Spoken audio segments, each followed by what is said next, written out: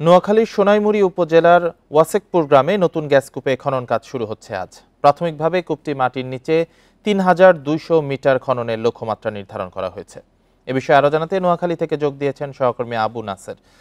Naser, ৩,২০০ metre খননের লক্ষ্যমাত্রা নেওয়া হয়েছে, কত সময় লাগতে পারে খনন কাজ শেষ হতে? নতুন গ্যাস কূপের বিষয়ে কি তথ্য আছে আপনার কাছে? এলো বেক্সিমকো বন্ড, 15% মুনাফায় সর্বোচ্চ হারে সবার উপরে।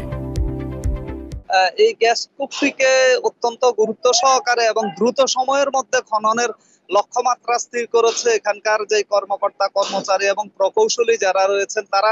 এ বিষয়ে আমার সাথে কথা হয়েছে এখানকার কূপ খনন কর্মকর্তা অর্থাৎ ইনচার্জ আসাদুজ্জামানের সাথে। তিনি জানিয়েছেন যে 120 দিন তাদের মোট লক্ষ্যমাত্রা স্থির করা হয়েছে। এর মধ্যে খনন কাজে 90 দিন এবং খননের পর পরীক্ষা নিরীক্ষাতে আরো 30 দিন লক্ষ্যমাত্রা নির্ধারণ করা হয়েছে। তবে তারা আশা করছেন যে যেহেতু জাতীয়ভাবে গ্যাসের কিছু সংকট চলছে, এই সংকট মোকাবেলার জন্য তারা নির্দিষ্ট সময়ের অনেক আগেই অর্থাৎ সর্বমোট 90 দিনের মধ্যেই পরীক্ষা নিরীক্ষা এবং কূপ খননের কাজ সম্পন্ন করে জাতিকে একটা ভালো খবর দিতে পারবেন বলে তারা আশা করছেন।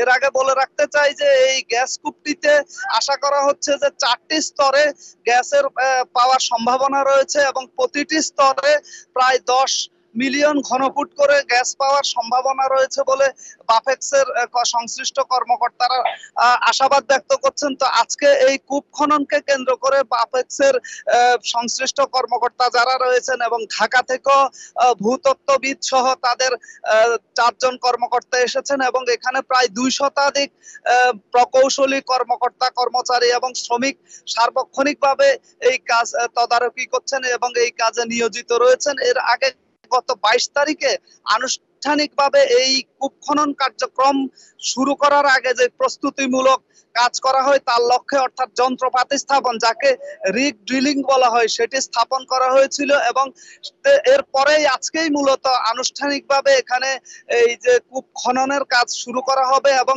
এই খনন কাজ আসলে নির্দিষ্ট সময়ের আগেই তারা যেহেতু ধারণা করছেন যে সম্পন্ন করতে পারবেন। যদি খনন কাজ সম্পন্ন করা শেষ হয় 90 দিনের মধ্যে, তাহলে তারা কোন স্তরে কি পরিমাণ গ্যাস রয়েছে সেটি বাপেক্স কর্মকর্তারা নিশ্চিত হবেন এবং এর মধ্য দিয়ে তারা আনুষ্ঠানিকভাবে ঘোষণা দেবেন যে এখানে কি পরিমাণ গ্যাসের মজুত রয়েছে এবং সেই গ্যাস জাতীয় গ্রিডে যুক্ত করে দ্রুততার সাথে এই যে দেশের জ্বালানি খাতে যে সংকট চলমান রয়েছে এবং শিল্প এবং বিভিন্ন সেক্টরে যে সংকট রয়েছে সেই সংকট মোকাবেলায় এই গ্যাস বড় ধরনের অবদান রাখবে বলে বাফেক্সের সংশ্লিষ্ট কর্মকর্তারা আশাবাদ ব্যক্ত করছেন।